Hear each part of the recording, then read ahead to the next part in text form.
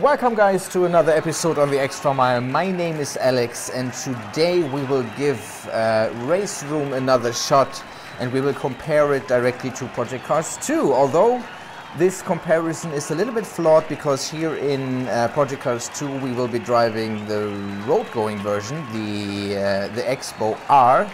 And if I remember correctly, in RaceRoom we do have the Expo Double R, which I think is a race car, but still the basic handling characteristics hopefully should be the same, and we can compare the sounds and the handling.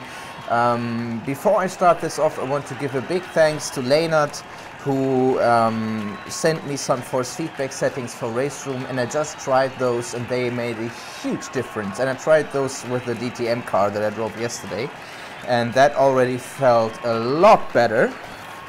Alright, so let's start the engine.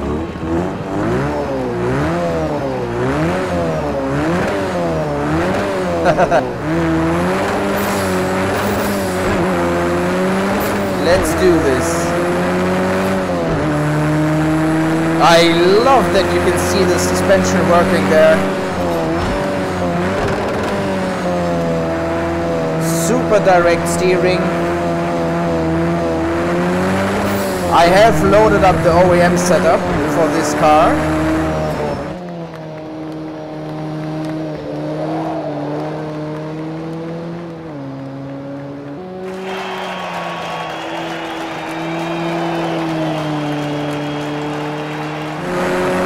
So we have 300 horsepower here, which should be enough. Oh, there was a little bit of blow-off noise.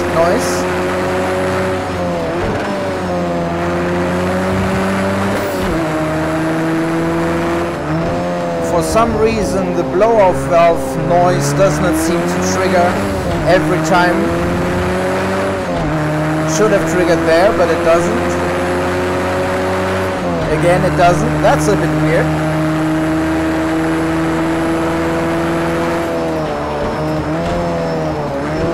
Wow, brakes are extremely good.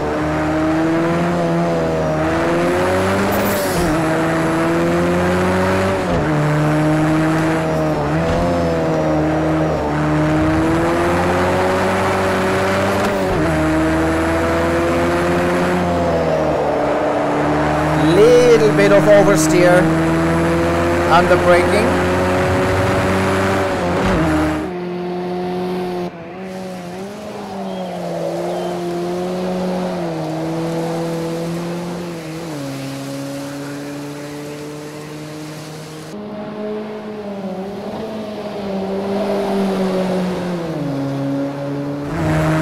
So, the handling. It's very neutrally balanced. There seems to be a tiny little bit of understeer at turn-in, but really just a hit. Brakes are excellent. Oh.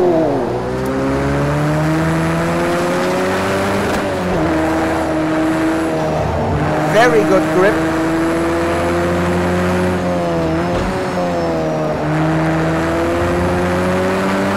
This car makes it relatively easy to be precise.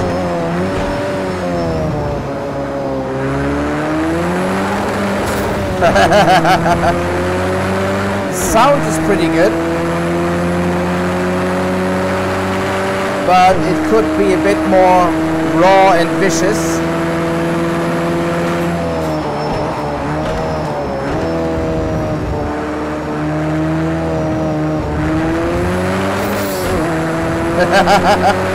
But it's great fun to drive.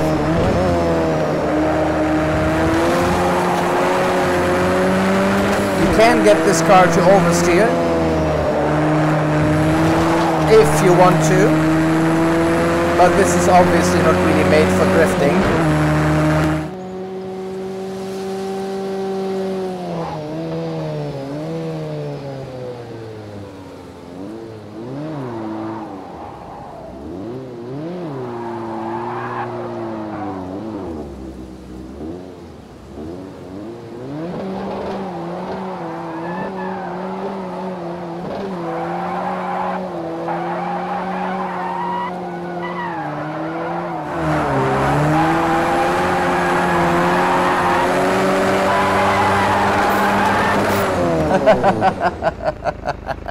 Oh, this was pretty cool.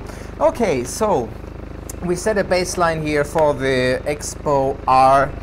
Again, the other car is the Expo Double R, which probably has a different tire compound and maybe different suspension setup, maybe a little bit more power, so the lap times will not be directly comparable, but at least we get an idea of the handling this car has here in Project Cars 2.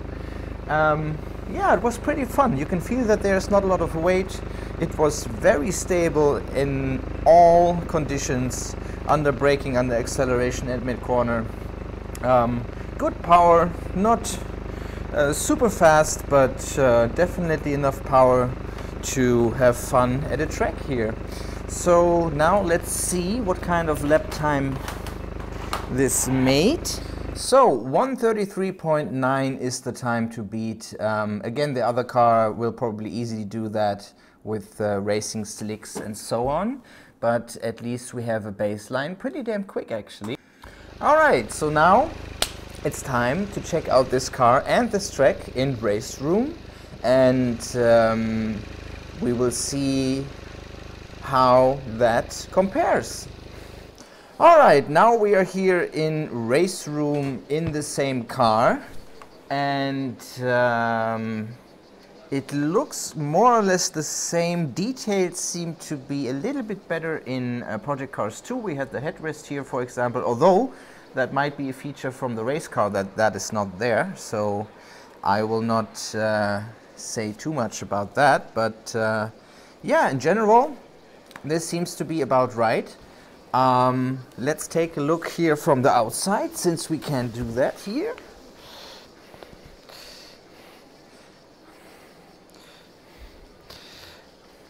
Wow, lovely details. We can see the racing slicks here.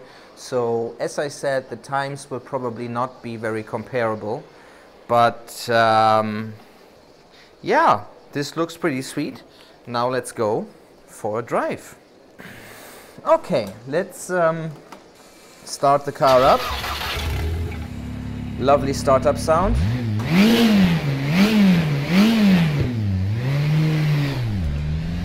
So again, big thanks to Leonard for the new force feedback settings.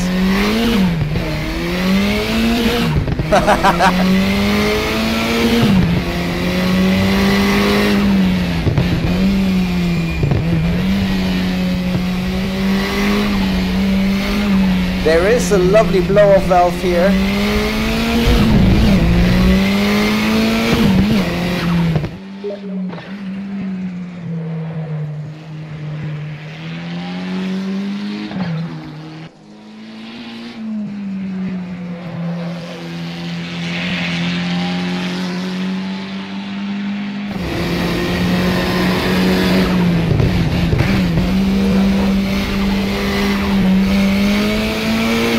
Handling seems to be very similar at first glance.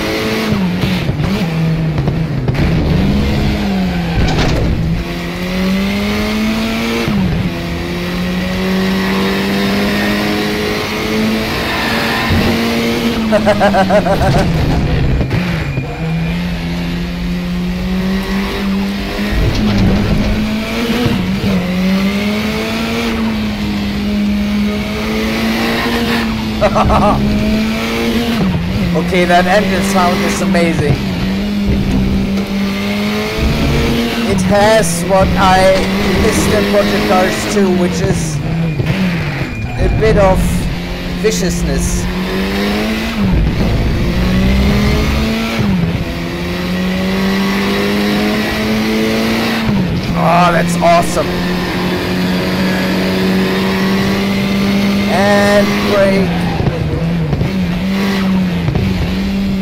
force feedback settings that Leonard gave me make a huge difference. There's a lot more detail there now.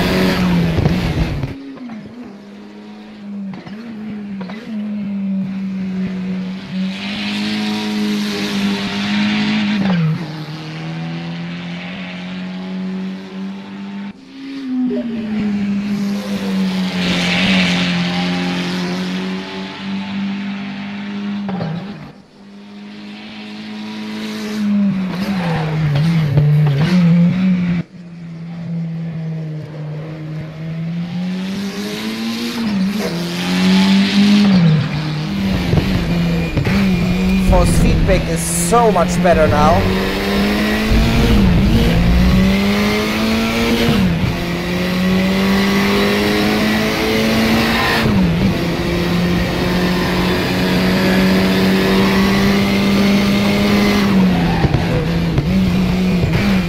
Braking distances seem to be exactly the same.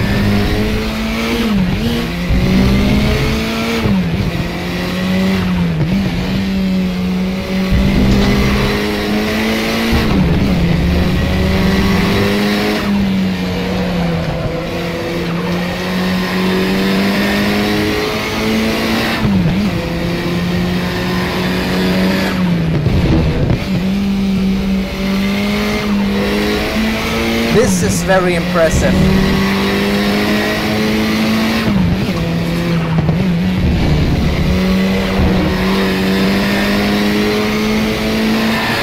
Actually, this is extremely impressive.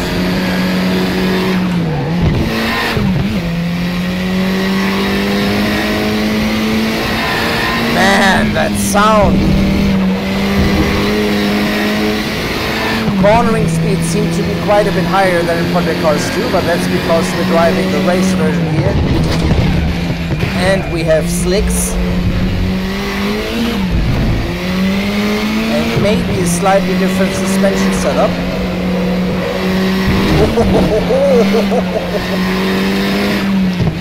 Should not jump over the corner marker.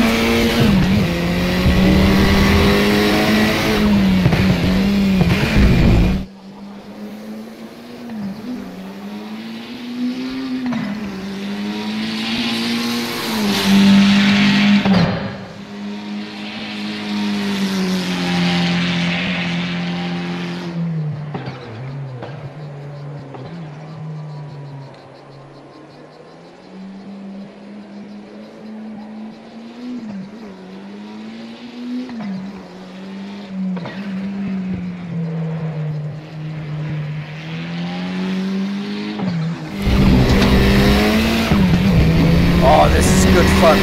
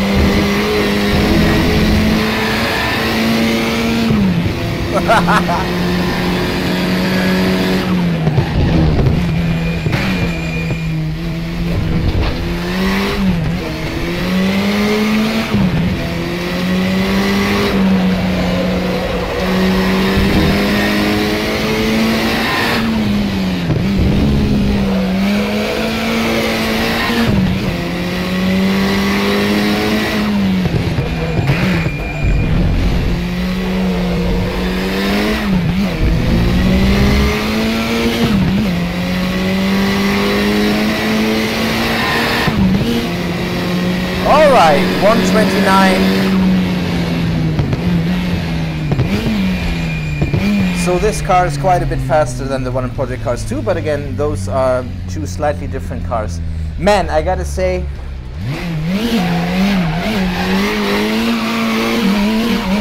I am extremely impressed by this.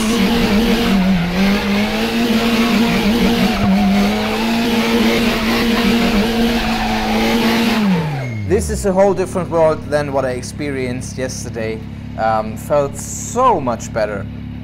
I would say, okay, after driving this today, this is definitely a full-blown simulation, no doubt about that.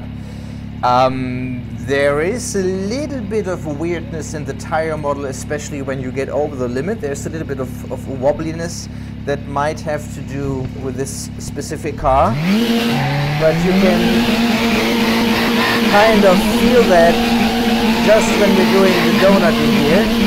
There's a little bit of strangeness going on, but that being said, this is very, very good. So the similarities between the two cars were actually quite striking. You had the same corner entry oversteer on the brake. You had a tiny little bit of hint of understeer sometimes at corner entry in both cars.